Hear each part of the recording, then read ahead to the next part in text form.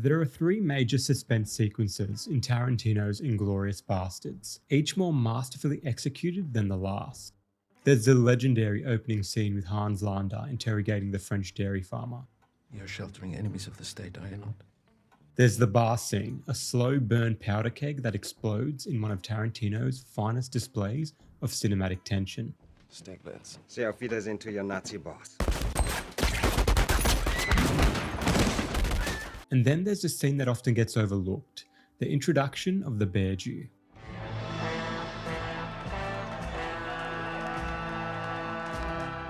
Unlike the others, Donny Donowitz's arrival hasn't been dissected nearly as much, but it's every bit as worthy.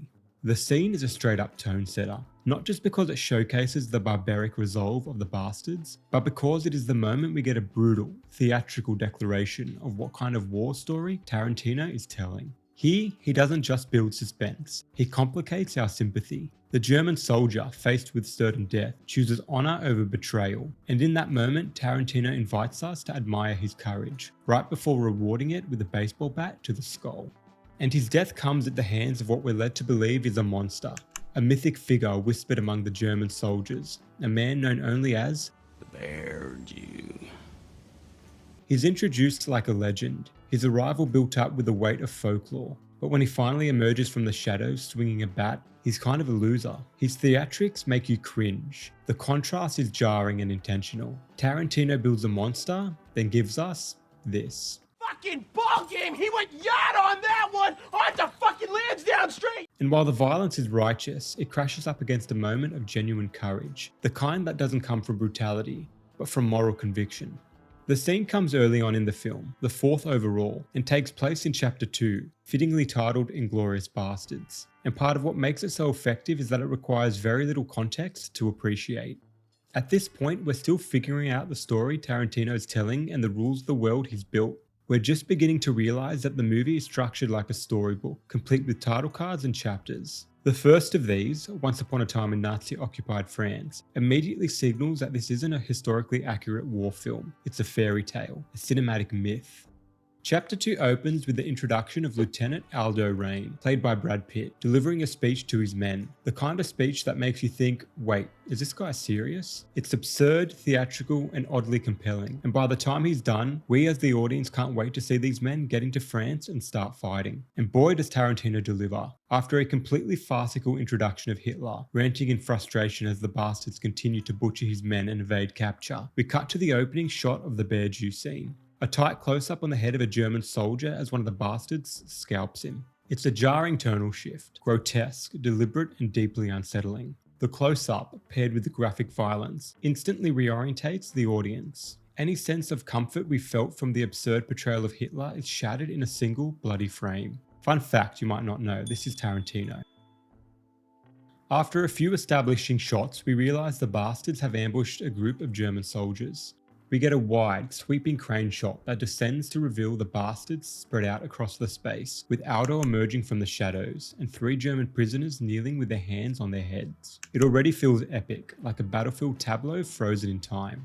This is punctuated by a tight close-up of Aldo's gun as he sets it down, revealing the words Inglourious Basterds carved into the butt of the rifle. The shot lands like an exclamation mark, a signal that what we're about to witness will be, in every sense of the word, inglorious. Much of this scene unfolds beneath a subtle score that echoes the soundscape of old spaghetti westerns. It's faint for now, but it's about to crank right up, and for good reason. Aldo calls for the German sergeant to step forward. The score, composed by legendary composer Ennio Morricone, known for classics like The Good, the Bad and the Ugly and Once Upon a Time in the West, kicks up dramatically. Tarantino shifts gears. Framed in a mid-shot with all our attention on the sergeant, the moment plays out in slow motion, staged like a western duel. And in doing so, Tarantino mythologizes it. This isn't just a prisoner walking into interrogation, it's a man stepping into legend, into judgment. The so-called villain is now the one walking with dignity, while the supposed heroes loom like executioners. It complicates our emotional alignment and adds to the weight of what's about to unfold. The shot even ends with us looking up at the sergeant, as if he's something to be admired. Even though the sergeant salutes Aldo with respect, a gesture that, paired with the slow motion and sweeping score, momentarily frames him as a figure of quiet heroism. Tarantino undercuts that nobility with the very next shot. We cut to a wide shot, his comrades in the foreground completely powerless. He himself is flanked by 2 rifles aimed directly at him. It's a striking juxtaposition. Whatever dignity the sergeant may have carried is swallowed by the grim reality of his situation. The cinematic language was just saying he's stepping into legend, but this shot and its framing says it won't matter. We usually associate the progression of a story, of time, of hope, from left to right. But here, the sergeant is pushed into the far left of the frame, visually boxed with nowhere to go. Flip the image horizontally and that emotional finality disappears. Tarantino again complicates the moment. The man we were briefly asked to admire is already as good as dead. Aldo tells the sergeant to sit and he complies, asking if a translator is needed. This brief exchange introduces 2 key characters. Corporal Wilhelm Wicke, who plays a small role here but becomes pivotal during the famous bar scene shootout later in the film, and Sergeant Hugo Stiglitz, whose introduction completely hijacks the scene. Tarantino halts the momentum to deliver a 2-minute flashback, complete with grindhouse flair, the bold typography, the narration, and the dramatic kills. It's a sudden stylized interruption that serves 2 purposes. First, it's a reminder that we're not in a traditional war film. This is a pulp fiction, where characters are introduced like legends and violence is theatrical, a tone that only intensifies in what's about to come for the sergeant. And second, just as we're settling in, ready to witness what feels like an epic, high-stakes moment between the sergeant and Aldo, Tarantino pulls the rug out. The music, the slow motion, the build-up, it's all been selling us something monumental, but instead of delivering, he abruptly cuts away to a 2-minute hyper-stylized introduction of Hugo Stiglitz. It's unexpected, even disorientating, and that's the point. Tarantino keeps us off balance, reminding us that nothing in this film will unfold the way we expect. We cut back to Aldo and the German sergeant, and Aldo asks, "Can I assume you know who we are?" To which the sergeant answers correctly and the bastards cheer. You're Aldo the Apache.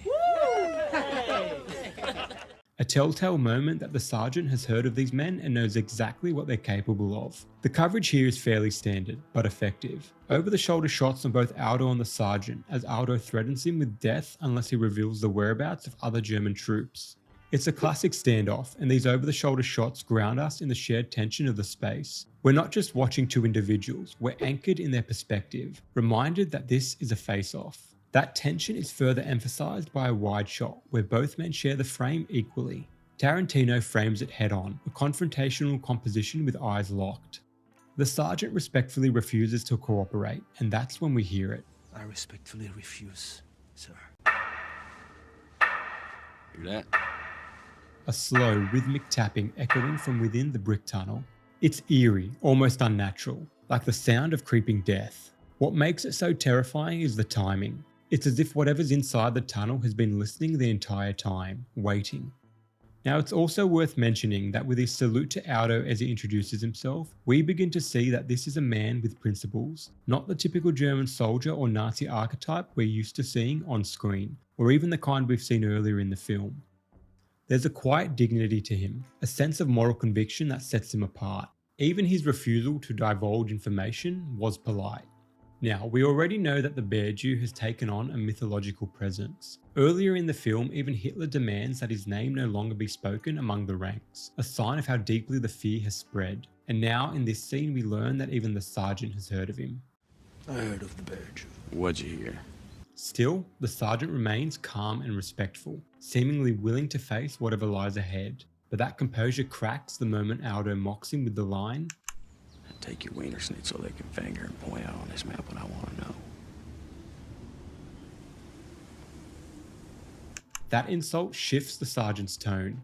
He lashes out, insulting Aldo and the bastards. Fuck you. And your Jew dogs! We cut to a high-angle wide shot looking down on the scene. The sergeant now appears small and diminished. I have found in so many movies that when death looms in a scene, directors often choose a high angle looking down, as if God himself is watching. And then we cut to a low-angle single of Aldo. No over the shoulder, no shared space. He's alone in the frame, and we're looking up at him. Even though he didn't get the information he wanted, he's won the standoff, and the camera makes sure we know that. Then comes one of the film's most iconic lines. Donny! Yeah! Guy's German here wants to die for country. Oblige him. Immediately we cut to a mid-shot of the sergeant.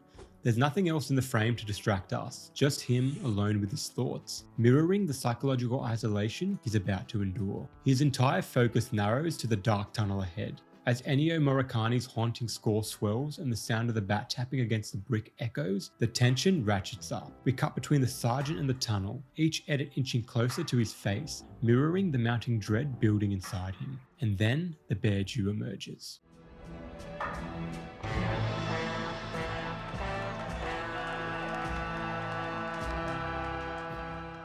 He's framed from below. We look up at him as the camera dollies backwards, bringing his target into frame. His baseball bat rests casually on his shoulder, giving him a kind of swagger, and around his neck hangs what appears to be German dog tags, a chilling and ritualistic tally of his kills.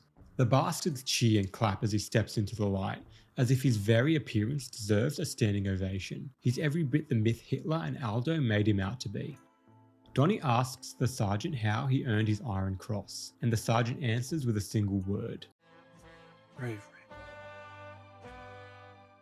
It's a final, quiet signal of what this man believes in, and once again, Tarantino complicates our sympathy right before the climax. Now what's interesting is Tarantino's use of Dutch angles during this exchange. A Dutch angle is when the camera is tilted on its axis, creating a slanted horizon that visually unsettles the viewer, often used to evoke tension, disorientation, or psychological unease. Here, it perfectly matches the tone, but it also subtly links Donny and the sergeant in a twisted outcome. The music cuts abruptly the moment Donny slams his bat into the sergeant's skull. It's an intentional anticlimax, because now we finally see what this so-called legendary Bear Jew really is, a maniac. This isn't a noble execution or a cathartic victory, it's brutal, animalistic, and deeply uncomfortable. And in this moment, the film's title finds its true meaning. The Bear Jew isn't a hero, he's inglorious. There's no honour in beating an unarmed, captured prisoner to death, and it's certainly not bringing the war any closer to ending. Tarantino strips away the legend and gives us a subversive twist. And the cherry on top is Donny's unhinged little rant after the kill. Teddy fucking Williams knocks it out of the park. Fenway Park on his feet for Teddy. Fucking ball game. He went yard on that. It's cringeworthy. The Bear Jew, who entered like a myth, now just feels pathetic. He's not a hero, he's a bit of a loser. There's no honour here, only a phony. It's as if Tarantino is looking right at the audience and saying, gotcha. Batter up. You're on deck. 2 hits. I hit you. You hit the ground. What makes this scene so powerful and so uniquely Tarantino is the way it deliberately complicates our emotions and challenges our sense of justice. We know the horrors the Germans committed, both historically and even within this film. On paper, the sergeant's death should feel righteous, but instead, Tarantino steers us into murkier territory. He presents the German sergeant not as a sneering villain, but as a composed, principled man, someone who faces death with dignity and shows his captors respect. And then he introduces Donny Donowitz, the so-called legendary Bear Jew, with all the grandeur of myth, only to reveal a character who was unhinged, theatrical, and ultimately kind of pathetic. In doing so, Tarantino flips the power of fantasy on its head. The justice we thought we were getting feels tainted. The legend we were promised feels hollow. And that's the brilliance of it. Inglourious Basterds doesn't let us rest comfortably in catharsis. This scene reminds us that even revenge, when dressed in myth, can be ugly, and that legends are rarely what we imagine them to be.